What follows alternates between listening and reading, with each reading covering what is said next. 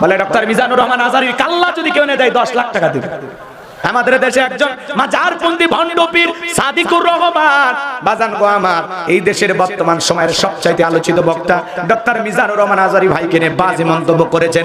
এক পর্যায়ে তিনি বলেছেন, কেউ যদি ডক্টর মিজানুর রহমান আজহারীর কাল্লা এনে দিতে পারে তাকে 10 লাখ টাকা পুরস্কার দেওয়া হবে। জোরে বলেন নাউজুবিল্লাহ।